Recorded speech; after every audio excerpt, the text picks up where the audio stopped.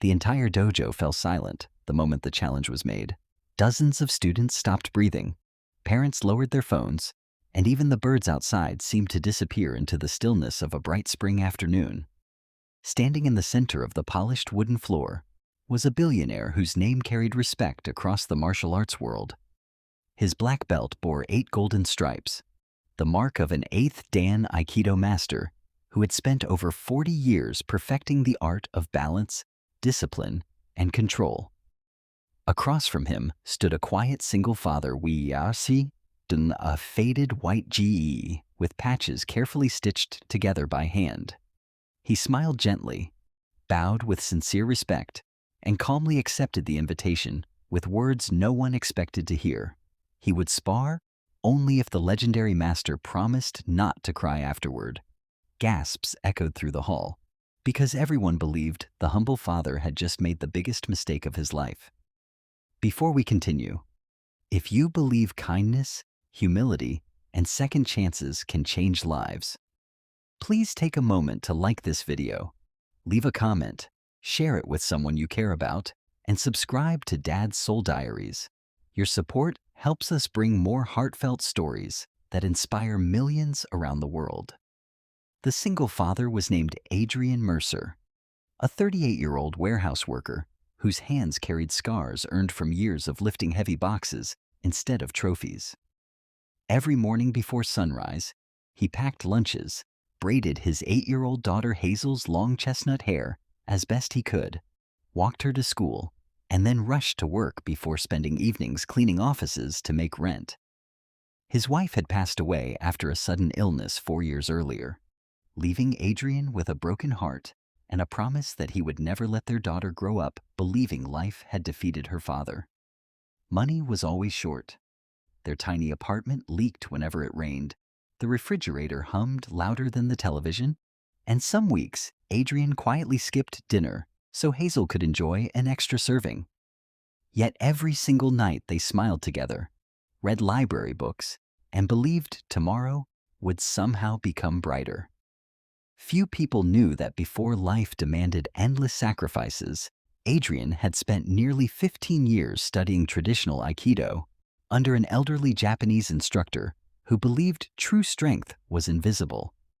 Adrian never entered tournaments, never sought medals, and never boasted about his skills, because his teacher had taught him that real mastery existed only when no one needed to witness it. After his mentor passed away and family responsibilities grew heavier, Adrian quietly stopped training in public. The techniques remained inside him like calm water beneath frozen ice, waiting without pride or anger. On that sunny Saturday, Hazel convinced her father to visit the city's annual martial arts charity exhibition because admission was free for children. She loved watching demonstrations and dreamed of becoming brave enough to defend others from bullies. The event was hosted by billionaire entrepreneur and legendary Aikido grandmaster Victor Hayashi, a man admired for building global companies while donating millions to youth sports programs. Newspapers often described him as nearly unbeatable on the mat despite his age. His discipline inspired thousands, although success had gradually surrounded him with admirers who rarely challenged his opinions. As spectators filled the spacious dojo, flooded with daylight streaming through tall windows, Victor announced an open invitation. Anyone willing could step onto the mat for a respectful sparring demonstration. It was meant to encourage confidence rather than competition, yet everyone hesitated. Students respected him too deeply. Experienced practitioners knew the gap in skill was enormous. Minutes passed with no volunteers. Hazel looked at her father with hopeful eyes that reminded Adrian of promises he could never ignore. She whispered that she wished people understood courage was not about winning, but about trying. Adrian smiled warmly, squeezed her shoulder, and quietly walked to Giya's the center of the dojo. Laughter spread softly among some spectators. His uniform looked old. His belt was faded almost gray. His knees showed signs of years of careful repairs. Several younger students assumed he was simply another enthusiastic parent who underestimated the challenge before him. Victor welcomed him with sincere courtesy and asked if he understood whom he was facing. Adrian nodded respectfully. When the billionaire invited him to spar, Adrian answered with that unforgettable smile and gentle condition, that Victor promise not to cry afterward. The audience interpreted the remark as arrogance. Hazel alone understood her father well enough to recognize the kindness hidden inside his confidence. The match began beneath warm afternoon sunlight. There was no dramatic music, no shouting, only quiet footsteps gliding across polished wood.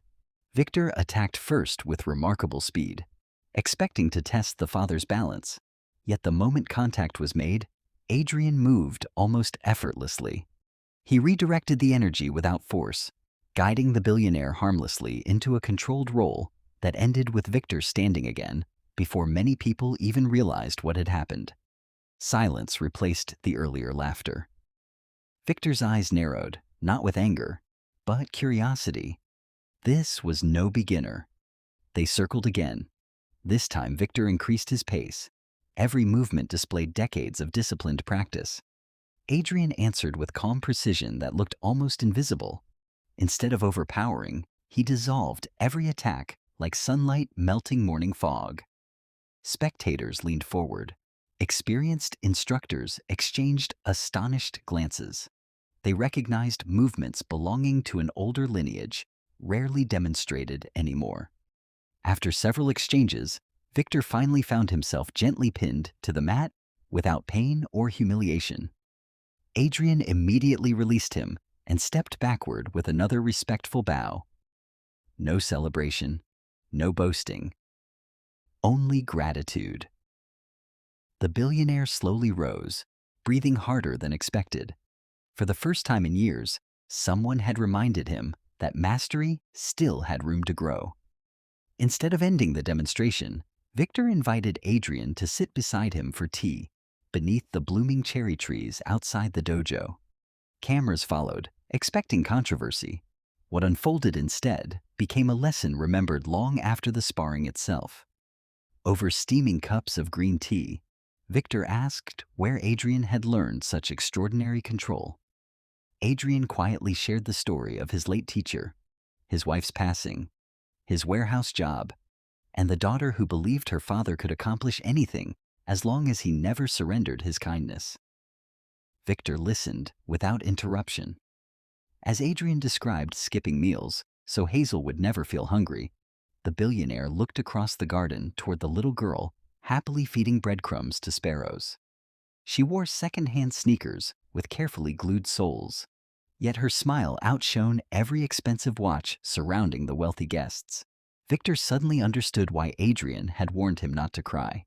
The tears had never been about losing a sparring match. They were about remembering what truly mattered. The billionaire realized that somewhere along his journey through success, meetings, investments, and recognition, he had solely measured achievement through numbers instead of human hearts. Watching Adrian laugh with his daughter, despite carrying burdens heavier than most executives could imagine, forced Victor to confront a truth no financial report had ever revealed. Within days, Victor quietly visited the warehouse where Adrian worked. He watched unnoticed as the single father encouraged exhausted coworkers, helped an injured employee finish loading a truck, and stayed overtime without asking for extra pay because someone else's child needed medicine. There was no audience, no applause, only quiet goodness repeated every day. Victor made a decision that surprised his entire company. Rather than offering Adrian charity, he offered partnership. He asked Adrian to become director of a new community foundation, combining martial arts education, mentorship, and family support for struggling single parents. Adrian initially refused because he believed others deserved the opportunity more. Victor smiled and explained that leadership belonged to those who never chased it. The foundation transformed abandoned recreation centers into bright daytime training academies filled with laughter instead of fear. Children learned confidence, discipline, and compassion regardless of family income. Parents found counseling, job assistance, and emotional support. Every lesson began with a reminder that strength existed to protect, never to dominate. Hazel became the youngest volunteer, greeting every newcomer with homemade welcome cards, decorated using colored pencils. She remembered what loneliness felt like after losing her mother and wanted no child entering the dojo to ever feel invisible again. Months later, one of the boys enrolled through the foundation admitted he had planned to join a violent street gang because he believed nobody cared about him. After meeting Adrian, learning Aikido principles, and finding friends who believed in his future, he chose school instead. His grades improved. His confidence returned. His mother cried tears of relief during graduation. Stories like his multiplied. Journalists initially wanted headlines about the mysterious fighter who humbled a billionaire. Instead, they discovered something far more powerful. Two men from completely different worlds, proving that humility could unite people better than pride ever could. Victor often joked during public demonstrations that Adrian had kept his promise. The billionaire truly had cried after their first sparring session, not because he had been defeated, but because he had finally remembered why he started practicing martial arts as a young boy. The greatest victory was never standing over another person. It was lifting someone else onto their feet. Years later, visitors entering the community dojo noticed a framed photograph near the entrance. It showed no championship trophy, no expensive cars, and no glamorous ceremony.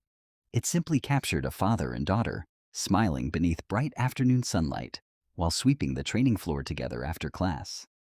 Beneath the picture rested a small wooden plaque, carved with words Adrian repeated to every student. "The strongest hands are the ones that help others stand again." If this story has touched your heart, please take a moment to like this video, share it with your friends and family, leave a heartfelt comment telling us what kindness means to you, and subscribe to Dad's Soul Diaries so we can continue sharing stories that remind the world compassion is never wasted. Special request: before this story ends, please comment with the single word kindness. If you believe one act of humility can completely change another person's life. As the evening sun began to settle beyond the city skyline, Adrian and Hazel walked home carrying nothing more valuable than groceries, laughter, and hope. The billionaire drove away in a luxury car, yet he often admitted that the richest gift he had ever received was not another successful business, another award, or another black belt. It was the quiet lesson taught by an ordinary single father who had lost almost everything except his character. And in a world constantly chasing power, fame, and wealth, that unshakable character became the one treasure that inspired thousands to believe that real greatness begins with a humble heart, grows through sacrifice, and lives forever in every life it chooses to live.